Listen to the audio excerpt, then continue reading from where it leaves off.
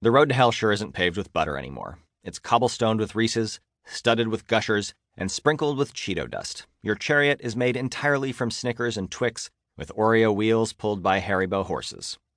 The road to hell is a bunch of industrial, unnatural chemicals made in unholy imitation of food, embalmed in a bright box and marketed to within an inch of its life.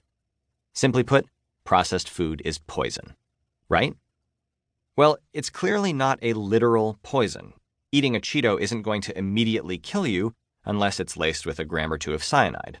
But what if you eat 2 bags of Cheetos every day for 30 years? That's 21,915 bags, more than 1,300 pounds of Cheetos.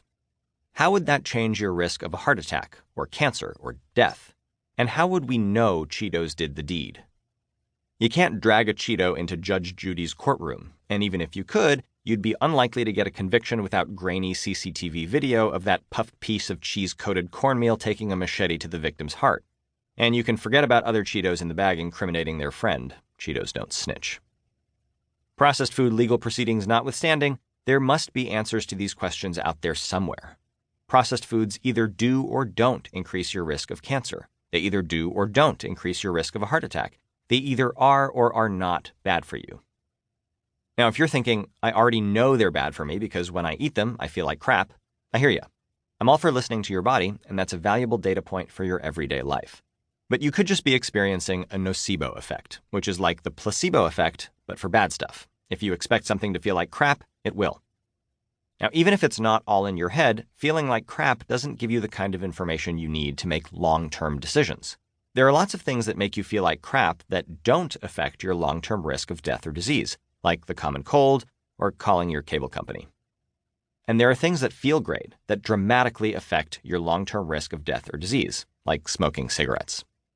For long-term decisions, you'd like to know: 1. How much processed food exactly is bad for you? 2.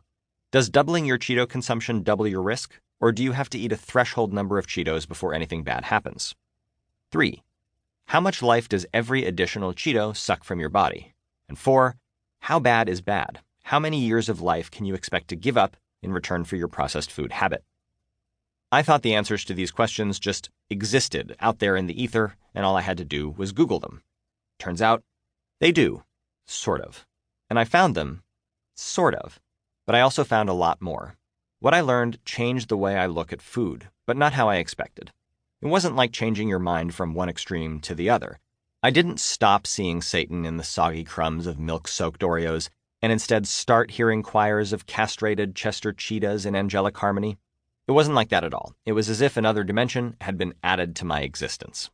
Now, we're going to start exactly where I did, with processed food. In part 1, we're going to worry ourselves sick about it, and we'll talk about why it even exists in the first place. In part 2, we'll look beyond processed food at some of the chemicals we expose ourselves to on a daily basis, from Cheetos to sunscreen to cigarettes. In part 3, we'll come back to all the terrifying numbers you're about to hear in this chapter, and we'll ask, how does science come up with these numbers? Finally, we'll try to figure out what all this means for you. Without further ado, let's start at the beginning. To figure out if processed food is bad for you, you have to define processed food. Why? Well, think of the following totally hypothetical experiment to test whether processed food affects blood pressure. You lock 100 people in a room. You feed half of them a diet chock full of processed food, and the other half, no processed food. You measure their blood pressure over the next 10 days.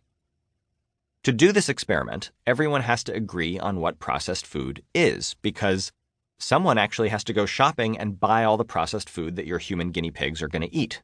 Now that sounds pretty obvious, right? But if the definition of processed food isn't crystal clear, then the result of the experiment won't be either. Imagine if the person doing the shopping was told to buy all foods that were sold in a wrapper. Now that seems pretty straightforward, but that person could buy fancy gold foil wrapped pears, or Twix, plain oatmeal, or Lucky Charms, a freshly baked baguette, or Pepperidge Farm raisin cinnamon swirl bread. If the definition of the thing you're testing isn't clear, your results could be all over the map.